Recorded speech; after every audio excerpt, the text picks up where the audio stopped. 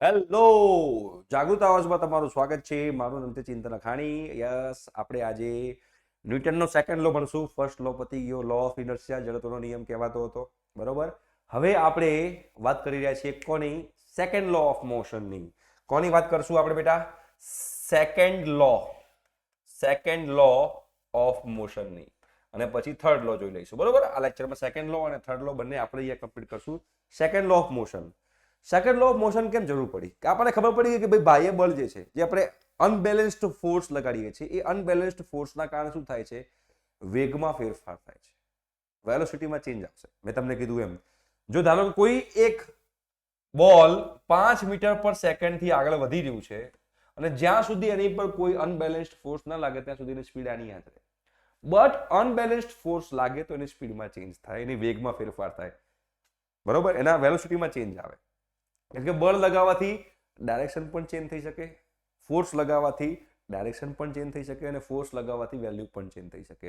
બળ લગાવવાથી દિશા પણ બદલાઈ શકાય અને બળ લગાવવાથી મૂલ્ય પણ બદલાઈ શકાય. એટલે એવું કહી શકીએ કે અનબેલેન્સ્ડ ફોર્સ લગાવવાથી, અસંતુલિત બળ લગાવવાથી વેગમાં ફેરફાર થાય છે.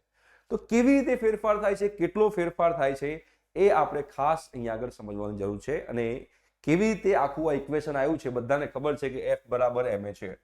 બરાબર છે, F બરાબર ma છે. પણ આ F બરાબર ma જે આપણે સેકન્ડ લો ઓફ જે મોશન જે છે એ આપણે જોઈએ છીએ, પણ કેવી રીતે આવ્યું આ ઇક્વેશન, એ બધી વસ્તુ આપણે સમજવા માટે સૌથી પહેલા આપણે એક સરસ મજાનો વર્ડ જે છે સમજવાનું જરૂર છે, જે છે વેગમાન. જે છે વેગમાન. આ વેગમાન જે છે જેને આપણે મોમેન્ટમ કહીએ છીએ. મોમેન્ટમ કહીએ છીએ. કોને કહેવાય મોમેન્ટમ, કોને કહેવાય વેગમાન, એ આપણને ખાસ સમજવાની જરૂર છે. તમને સિમ્પલ એક એક્ઝામ્પલ આપું ને, એના કારણે તમને લોકોને ખબર પડશે કે મોમેન્ટમ કોને કહેવાય, વેગમાન કોને. ધારો કે ટેબલ ટેનિસ રમી છે આપણે. ટેબલ ટેનિસમાં ઓડિયન્સ બેઠી છે અને કોઈ જોરથી બોલ માર્યો, મને વાગ્યો. હા, વાગશે ના, નહીં વાગે, એટલો નહીં વાગે. બટ હું ક્રિકેટના મેદાનમાં છું અને ક્રિકેટનો બોલ વાગે તો જોરદાર વાગે, જબરજસ્ત વાગે, ખતરનાક વાગે. સિમ્પલ તમે સમજો.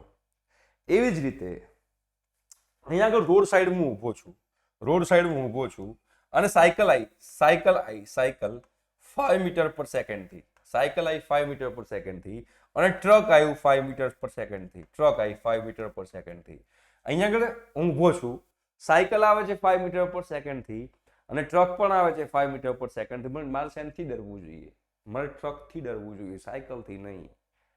બરોબર છે. એવી જ રીતે કોઈ મને બોલ મારી રહ્યું છે, 1 મીટર પર સેકન્ડથી મને બોલ મારી રહ્યું છે, અને એક મને 100 મીટર પર સેકન્ડથી બોલ મારી રહ્યું છે, તો મારે શેનથી ડરવું જોઈએ? બોલની સાઈઝ સેમ જ છે.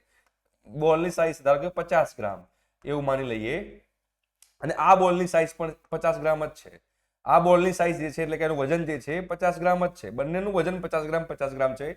બટ એક મને 1 મીટર પર સેકન્ડની સ્પીડથી બોલ મારે છે અને એક મને 50 મીટર પર સેકન્ડની બોલથી મારે છે, તો મારે શેનથી ગભરાવું જોઈએ? ઓબ્વિયસ છે કે મારે આનથી ગભરાવું જોઈએ. મતલબ કે બે વસ્તુથી મારે ગભરાવું જોઈએ. એક તો વજનથી, ટ્રક હેવી, અને બીજું સ્પીડથી. ભાઈ હેવી સ્પીડથી આવતું હોય તોય તકલીફ પડે. નાની વસ્તુ ગોળી, બંદૂકની ગોળી કેટલી સ્પીડથી આવે? આમ જોવો તો આવડું જ છે, એને હાથથી મારો કશું ના થાય, બંદૂકથી મારો તો આપણે ઉડી જઈએ, ઘર ભેગા થઈ જઈએ. હા, રામ રામ સત્ય થઈ જાય.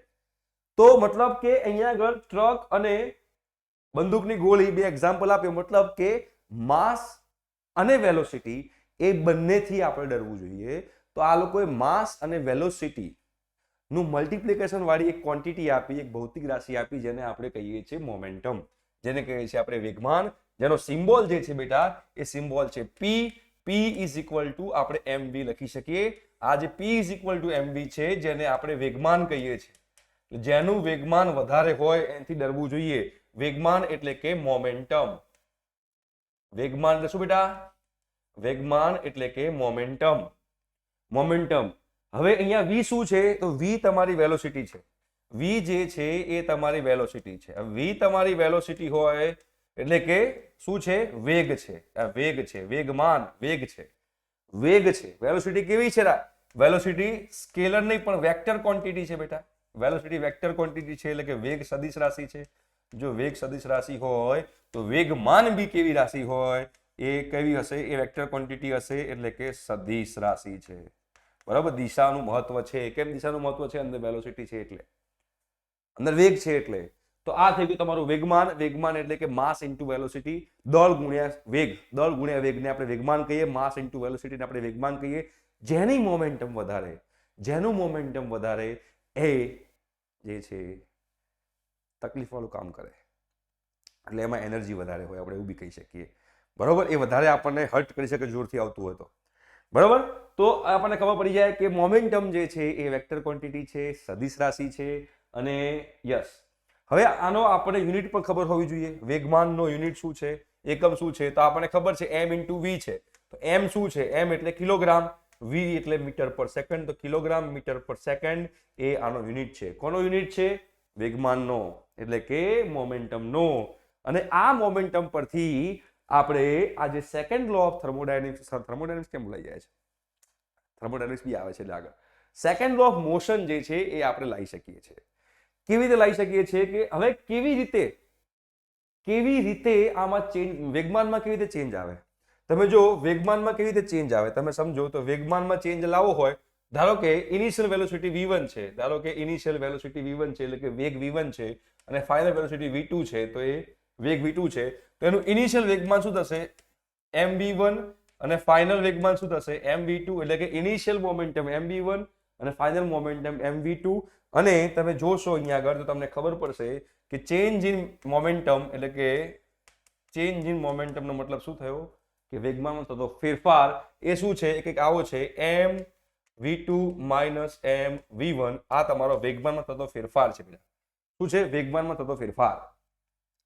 પણ આપણે તો ફોર્સ એટલે કે બળ સાથેનું આપણે ચેક કરવાનું છે, કે બળ સાથેનું આપણે ચેક કરવાનું છે કે શું છે શું નહીં, એ આપણે ધ્યાનમાં રાખવાનું છે. તો હવે એના માટે તમને એક એક્ઝામ્પલ આપું છું. એ એક્ઝામ્પલ તમને ખબર પડે. તો ગાડી મારી બંધ પડી ગઈ છે, ગાડીની બેટરી છે, ગાડીની બેટરી બગડી ગઈ છે, એટલે આપણે ધક્કો મારતા હોઈએ, ધક્કો મારીએ, ધક્કો મારીએ. ધક્કો મારીને શું થાય? વેગમાનમાં ફેરફાર થાય, ચેન્જ ઇન મોમેન્ટમ આવે. બરોબર, પણ તમે ધારો કે 1 સેકન્ડ ધક્કો મારીને છોડ દો, ચાલે? 1 સેકન્ડ ધક્કો મારીને છોડ દો તો ના ચાલે, ના ચાલે. 3 સેકન્ડ તમારે કેટલું? 7, 8 સેકન્ડ, 10 સેકન્ડ, 5-6 લોકો ભેગા થઈને 7, 8, 10 સેકન્ડ સુધી તમે ધક્કો મારવો પડે ગાડીને, થોડી ગાડી આગળ ચાલે, એટલે એના મોમેન્ટમમાં ચેન્જ આવે. મોમેન્ટમ એટલે કે વેગમાનો ફેરફાર થાય. અને પછી તમે એક્સિલેટર છોડો, ધ્રુમ ધ્રુમ ધ્રુમ કરીને ગાડી આગળ વધે. તો તમે કેટલો સમય ધક્કો માર્યો એ બી ઇમ્પોર્ટન્ટ છે. તો કેટલો સમય તમે ધક્કો માર્યો એ બી ઇમ્પોર્ટન્ટ છે. મતલબ કે વેગમાનમાં થતો ફેરફાર, પણ કેટલા સમયમાં થયો વેગમાનમાં થતો ફેરફાર એ ઇમ્પોર્ટન્ટ છે. વેગમાનમાં થતો ફેરફાર, વેગમાનમાં થતો ફેરફાર, પણ કેટલા સમયમાં વેગમાનમાં ફેરફાર થયો એ ઇમ્પોર્ટન્ટ છે. એ એની ઉપર બળ આધાર રાખે છે, એની ઉપર ફોર્સ આધાર રાખે છે. ફોર્સને એ એની ઉપર ડિપેન્ડ કરે છે. આપણે ગુજરાતીમાં કીધું, ઇંગ્લિશમાં કહીએ, કેટલા ટાઈમમાં મોમેન્ટમમાં ચેન્જ આવે છે, કેટલી ટાઈમમાં મોમેન્ટમમાં ચેન્જ આવે છે, એની ઉપર ફોર્સ આધાર રાખે છે. બરોબર, ફોર્સ આપણે એની ઉપર આધાર રાખે છે. તો એને શું કહેવાશે? આ તમારો વેગમાનમાં થતો ફેરફાર હતો. આ જે મેં લખ્યું છે ને બેટા, આ મેં લખ્યું છે વેગમાનમાં થતો ફેરફાર છે, એટલે કે ચેન્જ ઇન મોમેન્ટમ છે. ચેન્જ ઇન મોમેન્ટમ છે. આ શું છે? ચેન્જ ઇન મોમેન્ટમ છે બેટા, ચેન્જ ઇન મોમેન્ટમ, વેગમાનમાં થતો ફેરફાર. બટ આમાં હું વચ્ચે સમયને ઘુસાડું, હું વચ્ચે ટાઈમને ઘુસાડું, તો કંઈક આવું લખી શકું કે P2 માઇનસ P1. ભાઈ કેટલા સમયમાં ચેન્જ થયું, કેટલા સમયમાં વેગમાનનો ફેરફાર આવે છે? શું લખાય? mv2 minus mv1 divide by t. તો આ P2 માઇનસ P1 એ વેગમાનમાં થતો ફેરફાર છે. આ જે P2 minus P1 upon t છે, એને શું કહેવાશે? વેગમાનમાં થતા ફેરફારનો સમય દર છે. વેગમાનમાં થતા ફેરફારનો દર, દર થઈ ગયો, પર સેકન્ડ આવી ગયું. તો આને શું કહેવાય? વેગમાનમાં થતા ફેરફારનો દર, જેને આપણે ઇંગ્લિશમાં શું કહીએ? Rate of change of momentum. આપણે એને શું કહીએ? તો rate of change of momentum. આપણે એને rate of change of momentum કહીએ બેટા. વેગમાનમાં થતા ફેરફારનો દર, જેને આપણે rate of change of momentum કહીએ છીએ. તો ન્યૂટન અંકલે શું કીધું? તો ન્યૂટન અંકલે આપણને એવું કીધું કે જે બળ જે છે, જે ફોર્સ જે છે, ફોર્સ જે છે એ વેગમાનમાં થતા ફેરફારના દરના સમપ્રમાણમાં હોય છે. એટલે કે force is directly proportional to the rate of change of momentum. હવે rate of change of momentum શું હતું? mv2 minus mv1 upon T આ હતું. Force is directly proportional to the rate of change of momentum. આપણને MCQ માં પૂછાય કે ભાઈ સેકન્ડ લો શું કહે છે? તો કે force is directly proportional to the rate of change of momentum. ગુજરાતીમાં કહીએ તો બળ એ વેગમાનમાં થતા ફેરફારના દરના સમપ્રમાણમાં છે. બરોબર, એવું કહી શકાય. આ રહ્યું. હવે એમાંથી હું m ને કોમન કાઢું, હું m ને સામાન્ય કાઢું તો m proportional f proportional two m અહીંયા લખાય v2 minus v1 upon t. આવું લખાય v2 minus v1 upon t. આ final velocity minus initial velocity upon t. તો આ તો શું થયું? Rate of change of velocity, વેગમાં થતા ફેરફારનો દર, એને આપણે પ્રવેગ કહીએ છીએ. તો આને શું લખાય? f ચલે છે ma. તો આ તમારું અહીંયાથી આવ્યું. બટ આ તો હજુ સપ્રમાણતા છે, આ તો પ્રોપોર્શનાલિટી છે. તો પ્રોપોર્શનાલિટી એટલે કે સપ્રમાણતા કાઢીએ તો આપણે ઇક્વલ ટુ કરવું પડે. તો ઇક્વલ ટુ કરવું પડે તો આપણે મૂકવો પડે કોન્સ્ટન્ટ. તો એ આપણે કોન્સ્ટન્ટ મૂકીએ તો f is equal to constant k ma આવું લખાય. બટ SI યુનિટની અંદર k ની વેલ્યુ 1 છે. SI યુનિટમાં k ની વેલ્યુ 1 હોવાને કારણે f બરાબર આપણે ma લખી શકીએ છીએ.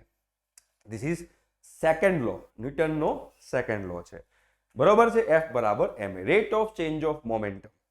Rate of change of momentum એટલે કે વેગમાનમાં થતા ફેરફારનો સમય દર, એ f બરાબર ma થાય. તો એના પરથી આપણને હવે ન્યૂટન જે છે એ f બરાબર ma છે. તો એના આપણને SI યુનિટ ખબર હોવો જોઈએ.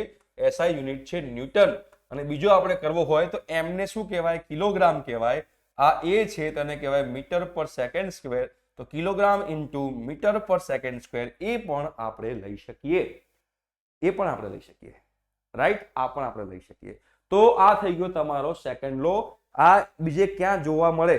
તો ક્યાં જોવા મળે તમને અહીંયા ખબર પડે તો તમને ખબર પડશે કે આ ફોર્સ છે.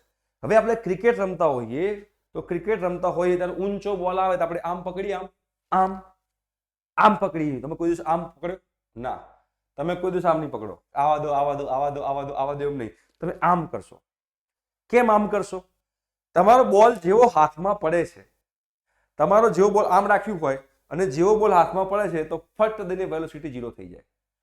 ફટ દઈને વેલોસિટી 0 થઈ જાય. મતલબ કે ફાઇનલ વેલોસિટી થી તમે સમજો, ફટ દઈને વેલોસિટી 0 થાય તો જે એની વેલોસિટી હતી એ ચેન્જ ઇન વેલોસિટીમાં કેટલો સમય લાગે?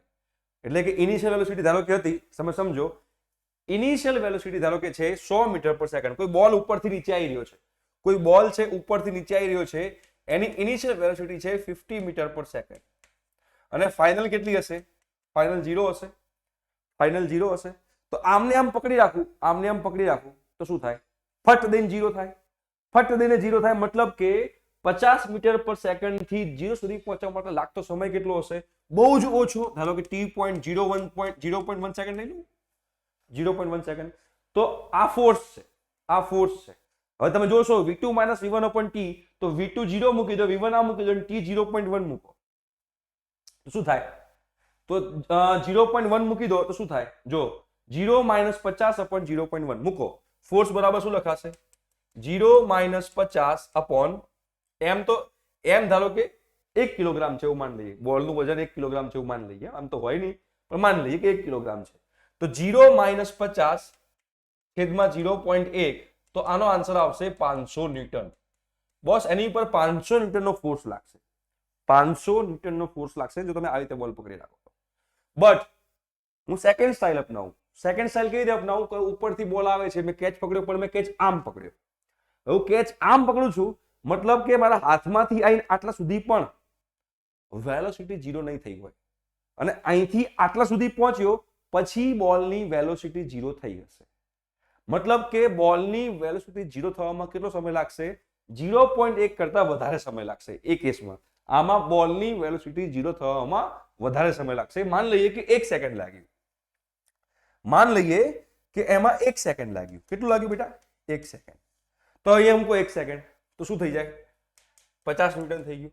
તો જો આમને આમ બોલ પકડી રાખ્યો તો, આવી રીતે સીધો કેચ પકડ્યો તો બોલના કારણે મારા હાથમાં કેટલું ફોર્સ લાગ્યો? 500 ન્યૂટનનો. કેટલું બળ લાગ્યું? 500 ન્યૂટનનું. બટ મેં આમ કરીને કેચ પકડ્યો તો એના કારણે બોલના કારણે મારા હાથમાં જે બળ લાગ્યું, જે ફોર્સ લાગ્યું, કેટલું લાગ્યું? 50 ન્યૂટન. ખાસું બધું ઘટી ગયું. એટલે હું આમ કેચ પકડું ને તો મને હાથમાં વાગે નહીં.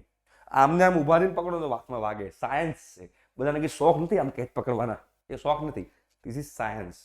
એની પાછળ ફિઝિક્સ છે કે આમ પકડવાના કારણે જેની પર ફોર્સ લાગવો જોઈએ એ ઓછો લાગી જાય, હાથમાં વાગે નહીં. This is the best example હું તમને આપી શકું છું કે આ ફોર્સ કેવી રીતે આ લોકો ઘટાડી રહ્યા છે.